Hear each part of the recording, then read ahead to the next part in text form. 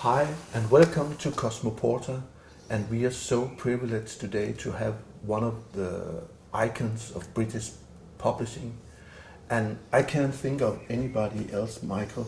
It is Michael Mann, that have been in publishing business for more than 40 years, and to me he is the man when it comes to books on spirituality, his history, archaeology, religion, and so much more. Isn't that right?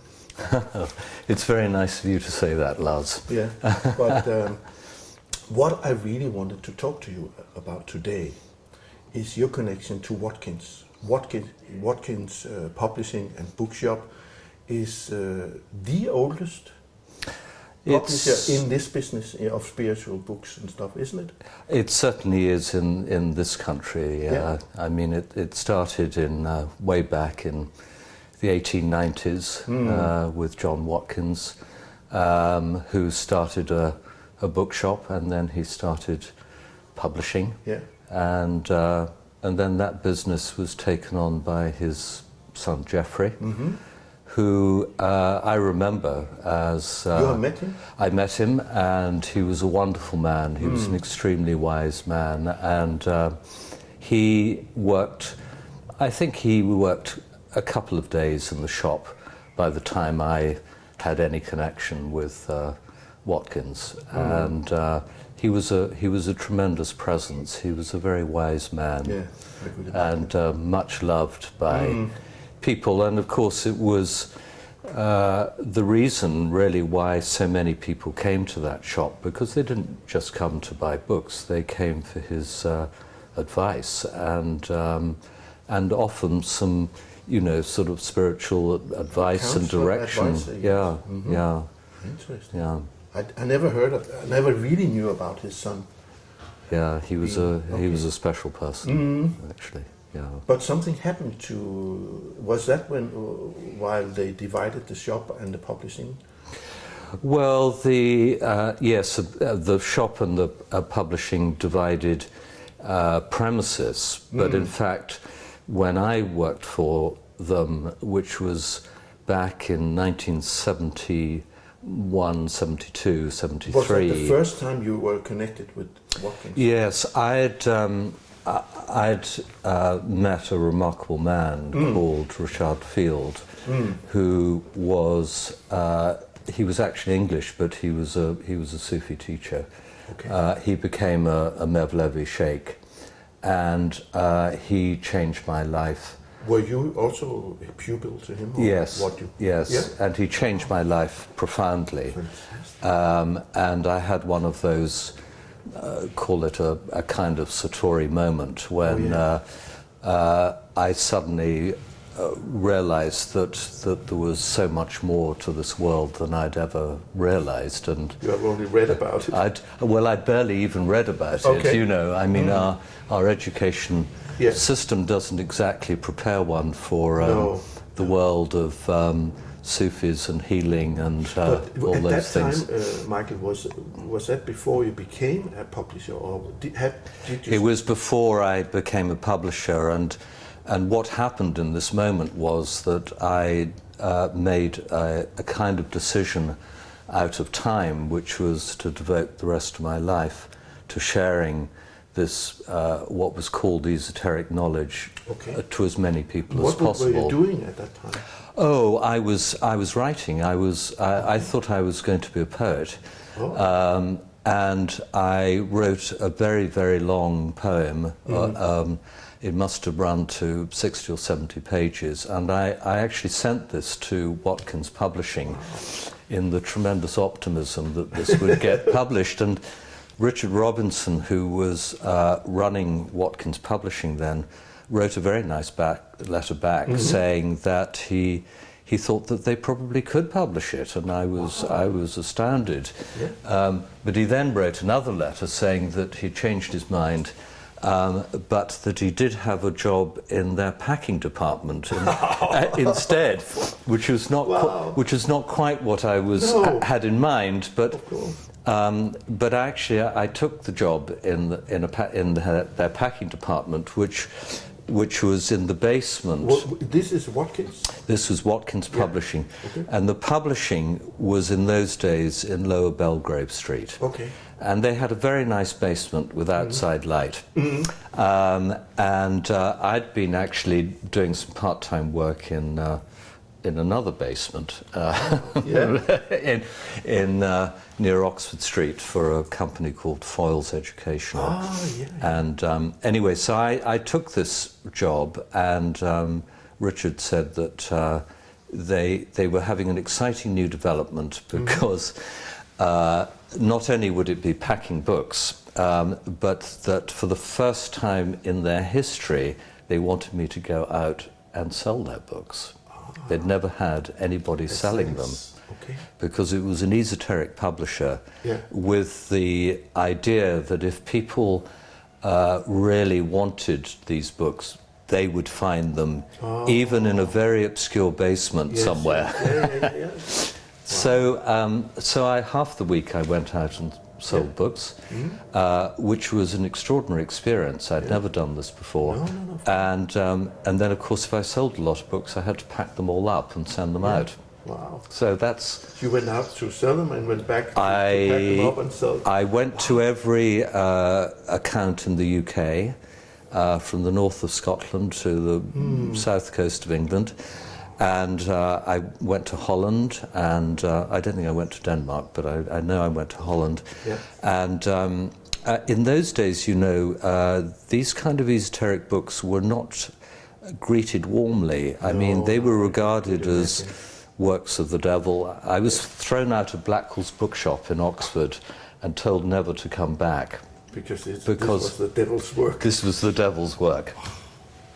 So how times have changed, and but it was an extraordinary atmosphere, and I often worked in the bookshop and too. This was after the Satori moment with the Sufi master. Yeah. Okay. Yeah.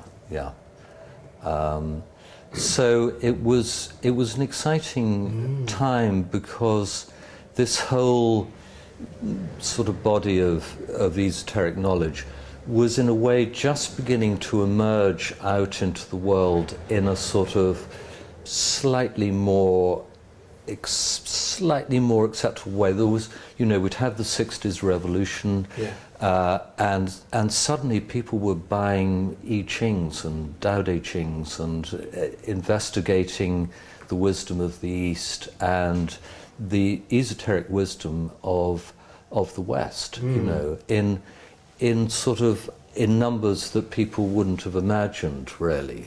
And so it was just, I arrived just on that sort of cusp of tremendous change. It's very exciting.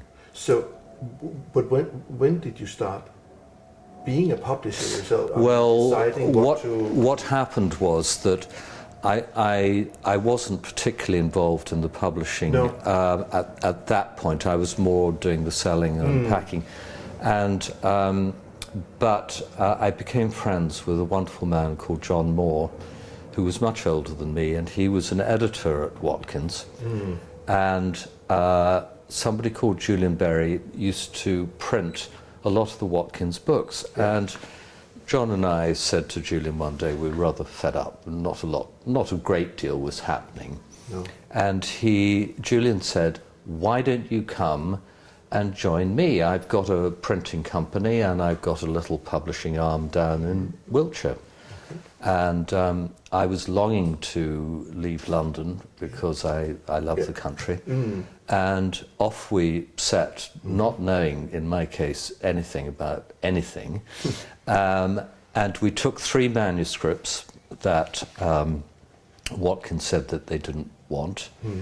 And they were The Heart of Religion, The Great Pyramid Decoded, and The Chasm of Fire by Irina Tweedy, which was a remarkable book. And I know that book. It was something that you... It was one of the first books we published. And there we were. We went to the middle of the country and not knowing anybody, and we started the Element Books imprint. And that's another thing that I have to... Element Books is also kind of iconic in publishing these books? Because, I mean, almost if whatever you really want to study in this field, you will have an element book in your hand, because you have to at one point or the other to. Yeah. Yes? Yeah. Well, it was a. So you were one of the founding. John Moore and I founded Element Books, and we started in 1975, and I think the first books came out really in 1976, and actually they were very successful, and but we had no money, and it was a struggle, and we distributed other mainly American presses, including great people like Shambhala. We sold and distributed for many years, and that's how we kind of made a business. But we were very clear that we were on a very clear mission. We wanted what had been regarded as esoteric knowledge for the very few to be available everywhere and to everybody. I think at the same time, you also managed to publish some very, very significant books with I mean, not just superficial knowledge, but real knowledge. I mean, within this area. Yeah. Yeah. With great authors. Well, we were incredibly fortunate. Yeah. We had absolutely wonderful authors, and we wanted to concentrate mainly on the real gems of inside the spiritual traditions. Yes. We weren't really interested in fact, we never really published anything on traditional religious forms. No. We wanted to get behind the scenes, behind the dogma, and so we published great books from really all the traditions. I mean, we published from the Judaic, the Christian, the great Zen traditions, Buddhism, Zoroastrianism. I mean, it was. Yeah. I don't think we really left anything out. No. Is there any author in particular you remember with?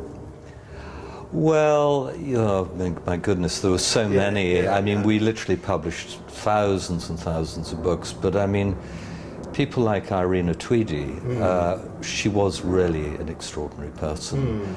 And Frères Mehta, who wrote The Heart of Religion, was an amazing, amazing man. Yeah.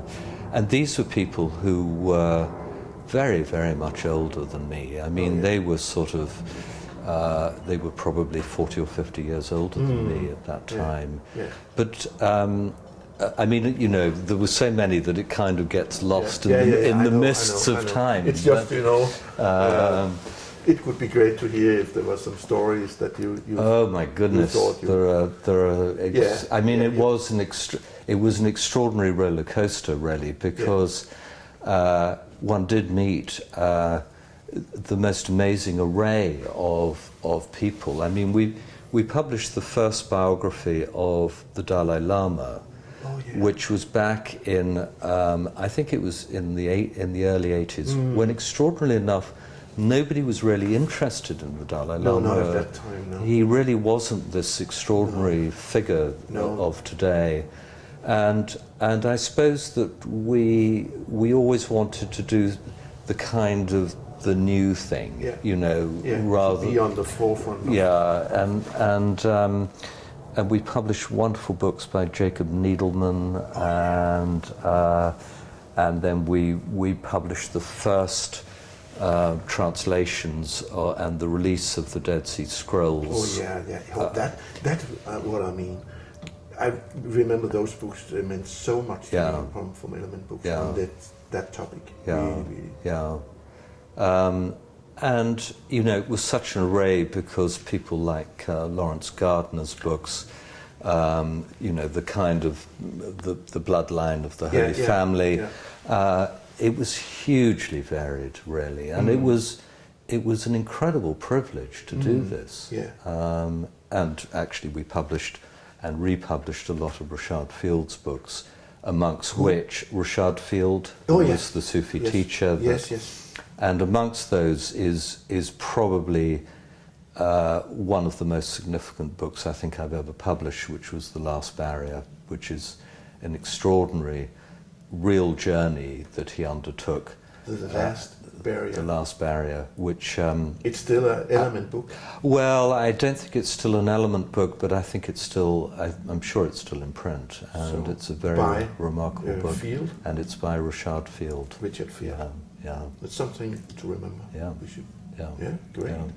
But there was also another book that you did on Element that was extraordinary. I thought the original New Testament by, what's his name? Oh, it was by Hugh Schonfield. Yeah, and Hugh Schonfield. You also published some of his books? I published a number of his books, and he was also great, wasn't he? He was an extraordinary man. I used to go and see him. He lived in North London. Yes. And we would sit together, and he would start talking about the Essenes.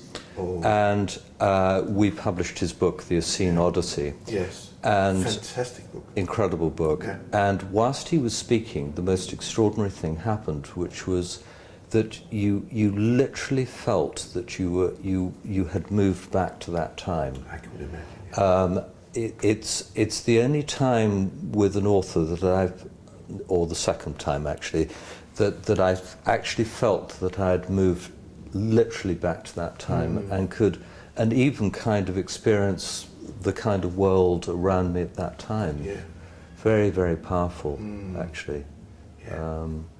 I always, I've never met the man, but just by reading his book, I think his Essene Odyssey is one of the most relevant books. I mean, one of the real books on that topic that really moved me as well. Really. Yeah. So I understand it must have been a huge privilege to have met him and work together with him. Yeah. So, but it all came to a stop. Well, there's another bit of the kind of Watkins story, which amongst this, which was in 1985, Richard Robinson rang me up and said that he wanted to sell the publishing, not the bookshop. He wanted to sell the publishing, and I went to see him. I mean, I'd known him for a very long time, and in the end, Element bought about half of the Watkins list, and Shambhala bought the other half. So it was rather strange to be buying something that I'd first started working for.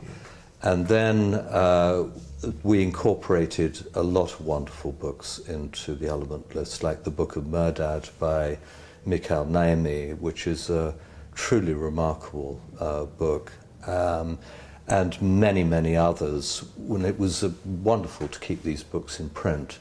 The sermons and treatises of Meister Eckhart I particularly adored. I thought this is fantastic. Yeah.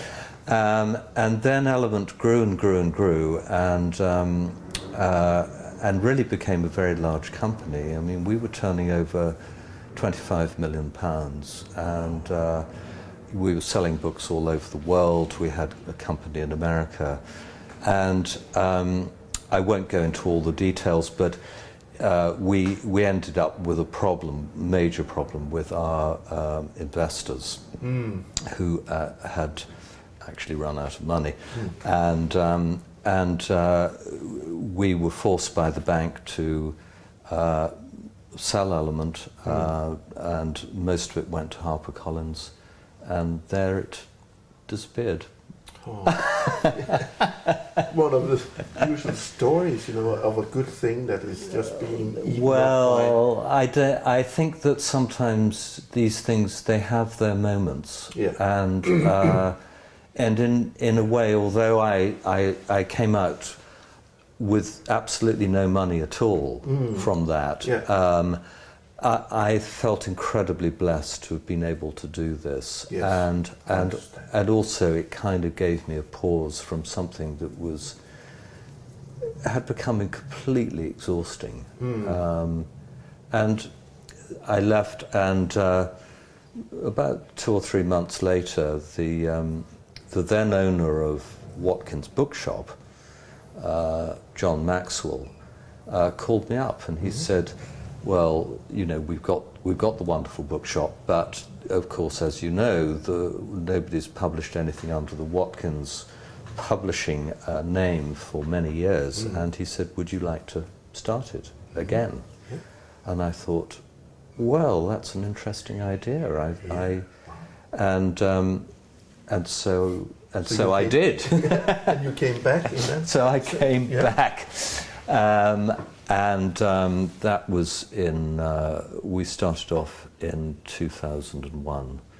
And then Watkins Bookshop had some problems, and they decided to then sell the publishing list, which I'd only just restarted, really, and they sold it to Duncan Baird, which was, I think, in 2003. And Duncan was wonderful, and you know, we published a lot of great books, and including yours.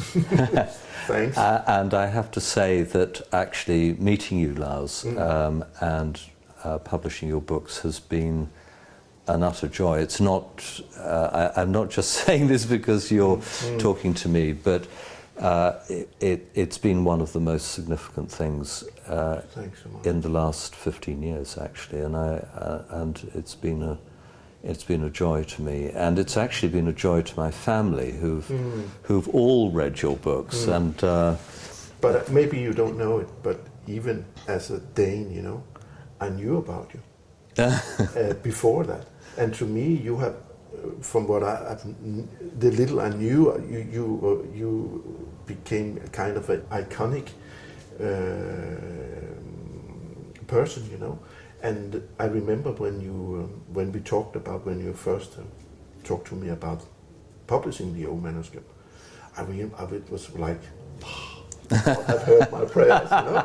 So that was really, really a privilege also, and because it was to me, it was also a stamp of approval of, if you could really accept my book, then I knew it wasn't that bad, you know. So thank you, Michael, for that. But anyway, now Watkins have been in a lot of turbulence in the last few years. They have, and they've been bought and sold, and now I'm absolutely delighted that Ethan, who also owns, and that is Ethan Ilfeld, who owns Watkins Bookshop. And last September he bought Watkins Publishing, and I'm absolutely thrilled for a number of reasons. And one is that I think it's wonderful that it's now reunited with the bookshop. That's fantastic. And also because Ethan is a very special person, actually, and he has a real feeling, and he has a real mission to do this work. And you know, how many people are there in this world who are prepared to do this? So I'm enormously grateful to him on behalf of all future readers that he's done this, and I'm absolutely delighted. It's also because all the work that had been done by you and people who have after and before you in this field, I mean, it's kind of carried along and given to the time that also are coming in the future.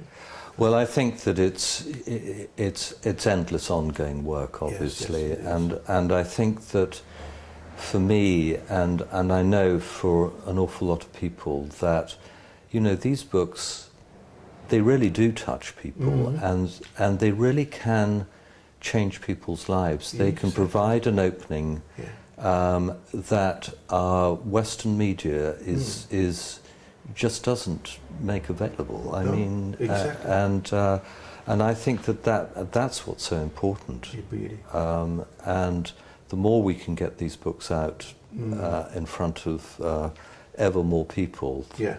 that's the job. Yeah, exactly. Yeah. Michael, it has been such a pleasure. I could go on forever, and I think what I would like another time when I come to London, we should do this again and go into some of the stories because there's some stories that I really like to. There are a lot of stories. Yeah, I know, but I'd like to do. Is there? We talked about Hugh Schoenfield. Yeah. But if you should mention the one publishing the book that you published, what would that be that meant the most to you personally?